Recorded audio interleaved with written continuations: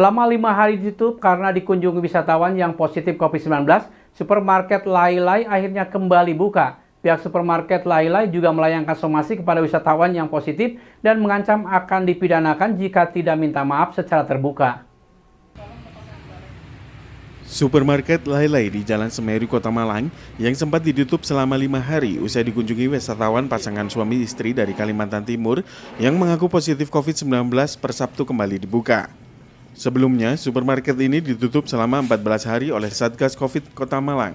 Karena saat tracing ditemukan ada 1 karyawan hasilnya positif dan supermarket ini tidak dilengkapi aplikasi Peduli Lindungi. Toha, kuasa hukum supermarket Lai mengatakan pembukaan supermarket lebih cepat dilakukan karena tidak adanya karyawan yang positif COVID-19. Dari hasil tracing Satgas COVID-19 yang menemukan adanya karyawan yang positif COVID dibantah oleh pihak Lai. Karena dari hasil tes ulang secara mandiri yang dilakukan sebanyak 3 kali, hasilnya dinyatakan negatif COVID-19.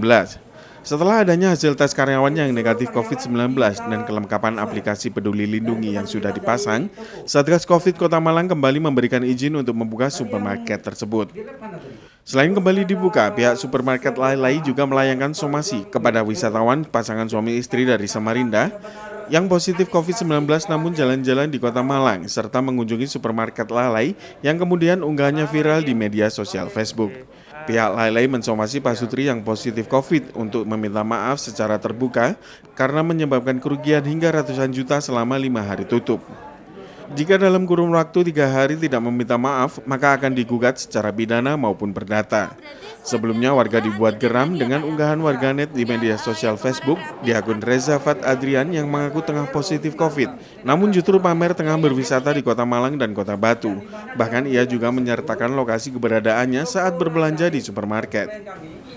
Bagi kemarin yang sempat memviralkan, mungkin teman-teman sudah ada semuanya foto-fotonya. Yang kemarin itu menyatakan positif COVID-19 berkeliaran di Kota Malang. Itu yang sempat rame. Dan yang difoto pas tepat nang tokonya klien saya. Namun di situ tidak mencantumkan wajahnya. Cuma ada lokasi Lai. Sehingga itu yang menyebabkan ada respon dari pihak Pemkot maupun dari Satpol PP yang menyebabkan tutupnya toko Lai.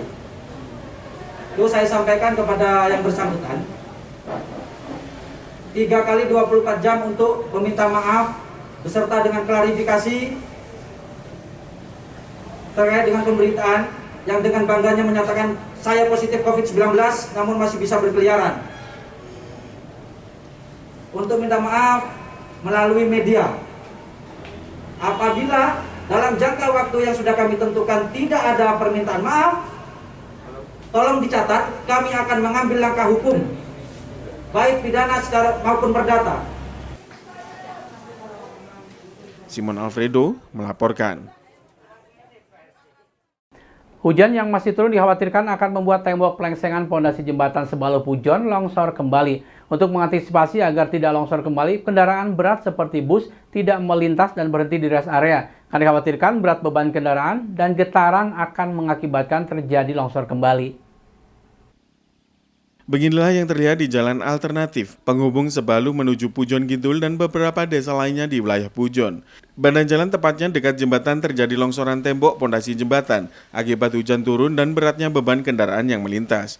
Tembok pelengsengan setinggi kurang lebih 8 meter dengan panjang 5 meter dan lebar 1 meter mengalami longsor pada beberapa bulan yang lalu dan kini longsoran semakin lebar. Akibatnya badan jalan menyempit karena sebagian ikut longsor dan kondisi tembok jembatan sudah mulai belah lebar, serta aspal jalan juga terlihat mengalami retakan di barat jembatan. Menurut salah seorang warga menjelaskan, jalan ini cukup ramai dilintasi kendaraan berbagai jenis, khususnya roda 4 pribadi maupun bis-bis pariwisata yang berkunjung ke salah satu tempat wisata di wilayah tersebut. Tetapi saat ini bis besar sudah tidak diperbolehkan melintas dan hanya bis kecil yang masih boleh melintas. Di lokasi terlihat pengaman jalan sudah dipasang di titik longsoran agar pengguna jalan lebih berhati-hati ketika melintas untuk menghindari kejadian yang tidak diinginkan terjadi karena longsoran susulan bisa kembali terjadi di lokasi tersebut. Sudah sejak berapa lama ini? Itu kira-kira sudah 2 bulan. 2 bulanan Pak ya? Ini kan hujannya juga masih belum habis ini Pak ya? Belum. Kira-kira gimana ini? Bisa kemungkinan longsor lagi, Pak? Oh, ya bisa itu. Heeh. Kalau tidak segera diperbaiki bisa longsor lagi. Itu kan arusnya lumayan ramai Pak yang melintas, Pak. Arusnya ramai kendaraan yang melintas. Kami sawah itu.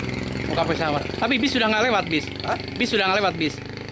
Yang bis tanggung itu lewat, kalau yang besar tidak boleh. Masih lewat. Tapi kalau minggu masih ramai. Kami, ya. Sampai jam berapa biasanya, Pak? Ya sampai jam 5 sore. Jam 5 sore. Ya.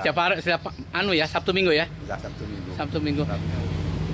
Pak, ini kan kalau ini sampai runtuh nggak bisa lewat, repot juga kan warga? Ya nggak bisa repot. Repot. Ya. Itu kan sudah retak semua ya. Retak tengah-tengahnya, temboknya juga Pak ya. Pak, sebagai warga masyarakat harapannya seperti apa Pak? Gimana ya? Kalau itu ya, misalnya tidak perbaiki ya masyarakat sini ya kan Repot Pak ya? repot ya lewatnya itu. Mau mutar kemana berarti? Udah. Dan putar ke sana. Jauh lagi ya? Jauh. Jauh lagi Pak ya? Iwan Hikmawan melaporkan. Terima kasih Anda masih bersama kami Info 7 Malang Raya. Wakil Ketua Umum DPP Asosiasi Pedagang Kaki Lima Indonesia Pusat, Heru Samudro melantik secara langsung pengurus DPC APKLI Kota Batu periode 2022 sampai 2025. Pelantikan ini dihadiri langsung oleh Wakil Wali Kota Batu Insinyur Punjul Santoso. Senin 14 Februari 2022 bertempat di Kelurahan Sisir Kota Batu. Kegiatan pelantikan Ketua dan Pengurus Dewan Pimpinan Cabang DPC Asosiasi Pedagang Kaki Lima Indonesia APKLI Kota Batu periode 2022 sampai 2025. Pelantikan ini dihadiri langsung oleh Wakil Wali Kota Batu Insinyur Punjul Santoso beserta beberapa kepala dinas di lingkungan pemerintah Kota Batu. Wakil Ketua Umum DPP APKLI Pusat Heru Samudro SHMH, Ketua DPW APKLI Jatim Deki Sugeng SE, Ketua DPD APKLI Kota Batu Mardis Janingsi SH, serta beberapa perwakilan paguyuban pedagang kaki lima di Kota Batu. Acara pelantikan diawali dengan menyanyikan lagu kebangsaan Indonesia Raya dan dilanjutkan laporan Ketua Pelaksana Riyadi Kurniawan. Dalam laporannya mengucapkan terima kasih kepada berbagai pihak sehingga kegiatan bisa berjalan dengan lancar. Acara dilanjutkan dengan pembacaan SK pelantikan oleh Ketua DPW APKLI Jawa Timur Deki Sugeng SE dan dilanjutkan dengan pelantikan oleh Wakil Ketua DPP APKLI Pusat Samudro SHMH. Memasuki sesi sambutan, Ketua DPD APKLI Kota Batu Mardis Janingsi SH mengucapkan terima kasih kepada berbagai pihak sehingga pelantikan bisa berlangsung dan selamat bekerja kepada para ketua dan pengurus yang baru dilantik. Dalam sambutannya, Wakil Ketua DPP APKLI Pusat Heru Samudro SHMH mengucapkan selamat kepada ketua dan pengurus yang dilantik dan berterima kasih kepada pemerintah Kota Batu yang telah memfasilitasi PKL di Kota Batu. Pada intinya tadi sudah disampaikan Pak Wakil Wali Kota bahwa di Batu ini sudah ada perda. Ya. Dan perda itu minimal bunyinya tetap pemberdayaan. PKL sendiri juga punya perlindungan dari itu yang Kepres nomor 125 itu juga pemberdayaan. Semua yang peraturan pemerintah itu intinya pemberdayaan. Yaitu supaya apa? Ya supaya nanti teman-teman yang usaha kecil mikro ini bisa naik kelas. Sementara itu, Wakil Wali Kota Batu Insinyur Punjul Santoso berharap kepada Ketua dan Pengurus DPD APKLI Kota Batu untuk bersinergi dengan pemerintah agar pemerintah bisa melakukan penataan sejalan dengan program kerja pemerintah Kota Batu. Acara dihadiri pembacaan doa dan juga berfoto bersama. Perlu kami tambahkan, DPD Kota Batu saat ini juga sudah menyediakan fasilitas tadi untuk legalitas dari PKL yaitu NIB. Iya. Karena NIB itu seperti KTP bagi PKL. Dan juga kami juga menyediakan bidang advokasi untuk PKL Kota Batu.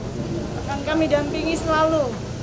Jadi apa yang menjadi kebutuhan ataupun yang diperlukan tentunya oleh PKL kami wadai dan akan menjadi jembatan di program-program pemerintah.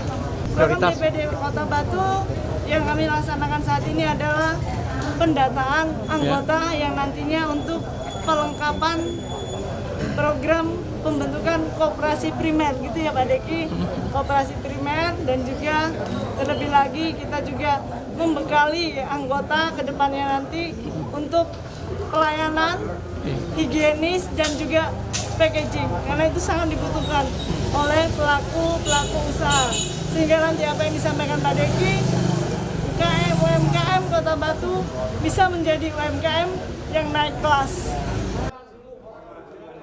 Iwan Hikmawan melaporkan. Sementara itu di sela-sela acara pelantikan Ketua DPC APLI Kota Batu, Wakil Wali Kota Batu Insinyur Punjul Santoso mengajak DPD APLI Kota Batu untuk bersinergi dengan pemerintah Kota Batu dalam rangka mempercepat pemulihan perekonomian. Hari ini APLI DPC Kota Batu dikukuhkan, dilantik oleh Pak DPW Pak Heru dari pusat. Alhamdulillah beliau hadir secara langsung mewakili DPW, beliau sebagai wakil. Yang kedua, harapannya dengan APLI DPC Kota Batu ini nanti bisa bersinergitas, berkolaborasi dengan pemerintah Kota Batu. Karena APLI ini nanti menaungi seluruh PKL UMKM yang ada di Kota Wisata Batu ini. Hari ini kita sudah ada berkolaborasi, komunikasi, sinergitas yang baik. Ya, selama ini yang dibina langsung oleh Diskoperindak. Tetapi tidak itu, nantinya harus bersinergitas yang baik. Jadi harapannya Bu Wali Kota bahwa harga PKL rasa hotel itu betul-betul ada. Dan sekarang dengan keberadaan APLI ini secara badan hukum itu wajib hukumnya nanti untuk berkomunikasi, koordinasi, bekerjasama dengan pemerintah Kota Batu. Apalagi pemerintah provinsi melalui Jatim Bejo sudah memberikan untuk pelatihan dan yang lain-lain. Kota Wisata Batu sendiri melalui Diskoperindak dan dinas terkait, saya berharap nanti untuk bisa melalui PHRI dan semuanya pelatihan-pelatihan. Jangan sampai orang yang setelah berkuliner ke Kota Batu, berikutnya dia pulang diare. Saya tidak mau semacam itu. Terus yang kedua, higienitas dan semuanya harus ada. Tempatnya harus tertata rapi dan semuanya tidak bisa APLI maupun PKL berjalan sendiri, harus bersinergitas dengan Kota Batu. Harapan yang berikutnya nanti dengan adanya APLI ini, pemerintah Kota Batu melalui dinas-dinas terkait itu untuk bisa terutama untuk makan minumnya itu bisa memanfaatkan UMKM maupun PKL yang ada. Karena kan sudah berbadan hukum dan semuanya. Tetapi harus sesuai dengan regulasi yang ada itu. Dia punya NIK dan semuanya. Dan itu sudah difasilitasi oleh Diskoperindak. Kami dari DPP APLI terus terang sangat mengapresiasi kepada pemerintah Kota Batu yang demikian luar biasanya memberikan dukungan kepada APLI DPD Kota Batu untuk ikut serta bagaimana memulihkan perekonomian pasca pandemi ini. Nah, kita tahu bersama bahwasanya Kota Batu adalah kota pariwisata. Namanya orang wisata pasti perlu kuliner. Nah, bagaimana di sini yang tadi dikatakan oleh Bapak Wakil Wali Kota tadi, Batulah yang memfasilitasi alun-alun Batu itu menjadi sentra PKL. Ini luar biasa. Mudah-mudahan ini terus berkelanjutan sehingga ekonomi kita segera pulih, COVID segera berlalu, dan kita akan semakin makmur. Amin. Terima kasih. Nah, tadi ada tambahan tadi bahwa saya terima kasih juga ya, bahwasanya kalau untuk sisi permodalan tadi disebutkan pemerintah Jawa Timur maupun Kota Batu akan memberikan subsidi bunga kalau PKL mengajukan pinjaman di BPR miliknya Pemda. Nah, ini kan luar biasa kan? Dengan 3% 1 tahun, maka insya Allah PKL lebih leluasa untuk berusaha, lebih mudah untuk berusaha dan mendapatkan untung yang optimum. Iwan Hikmawan melaporkan. Terima kasih Anda masih bersama kami Info 7 Malang Raya. Meningkatkan industri kecil menengah atau IKM di Kota Malang, Dinas Koperasi, Perindustrian dan Perdagangan Kota Malang memberikan pelatihan mendasar batik bagi masyarakat Kota Malang. Pelatihan mendasar batik diikuti oleh 10 orang peserta warga Kelurahan Kauman, Kota Malang. Menindaklanjuti usulan warga Kelurahan Kauman saat musrembang terkait peningkatan industri kecil menengah atau IKM di Kota Malang, Dinas Koperasi Perindustrian dan Perdagangan Kota Malang memberikan pelatihan mendasar batik bagi masyarakat di Kelurahan Kauman. Pada pelatihan mendasar batik yang diikuti oleh 10 peserta warga Kelurahan Kauman, Dinas Koperasi Perindustrian dan Perdagangan Kota Malang bekerjasama dengan LPP Batik Sundari Soekarno-Hatta untuk memberikan pelatihan kepada warga tersebut. Kepala Dinas Koperasi Perindustrian dan Perdagangan Kota Malang, Muhammad Salendra, yang membuka pelatihan dasar membatik ini mengatakan, pelatihan ini tidak lain merupakan komitmen dari Dinas Koperasi Perindustrian dan Perdagangan dalam meningkatkan IKM di Kota Malang. Ia juga mengharapkan dengan pelatihan tersebut nantinya para peserta dapat meneruskan ilmu yang didapat kepada warga di lingkungan sekitar sehingga mampu bangkit bersama melalui IKM. Sementara Kepala Bidang Perdagangan Kota Malang, Yuke Siswati, mengatakan pelatihan ini bertujuan untuk menumbuhkan wirausaha baru di kalangan masyarakat. Pelatihan ini diikuti oleh 10 peserta dan akan berlangsung selama 6 hari. Peserta yang mengikuti pelatihan ini juga akan mendapatkan pendampingan dan akan dilakukan evaluasi untuk diberikan bahan untuk terus berkarya. Sementara pada pelatihan ini 10 peserta juga mendapatkan materi terkait membatik dari LKP Sundari. Selain materi, peserta juga melakukan praktek membatik, mulai dari mendesain gambar hingga mencanting. Jadi yang pertama memang kegiatan ini merupakan usulan dari masyarakat Kelurahan Kauman. Itu artinya di sana ada kebutuhan pemerintah mengakomodir. Kemudian tujuannya adalah kami ingin menumbuhkan para wirausaha baru. Dalam artian para peserta ini mereka dari nol, tidak tahu sama sekali tentang batik. Kemudian mereka kita berikan materi membatik sampai nanti hasilnya mereka bisa menjadi pengrajin batik. Ya, itu tujuan kami untuk menciptakan, untuk menumbuhkan para wirausaha baru. Ya, ini diikuti oleh 10 orang peserta dan akan berlangsung selama 6 hari dengan materi yang disampaikan dari LKP Sundari. Jadi kegiatan yang kami lakukan ini, kami nanti akan melakukan monitoring dan evaluasi. Jadi selama 6 hari kita berikan pelatihan, kita berikan pembinaan, kemudian teman-teman akan diberikan bahan untuk bisa berkarya. Kami akan melakukan monitoring. Harapan akhir daripada monitoring adalah dari 10 orang peserta ini bisa berkarya sampai nanti menjadi pengrajin besar. Itu menjadi misi kami.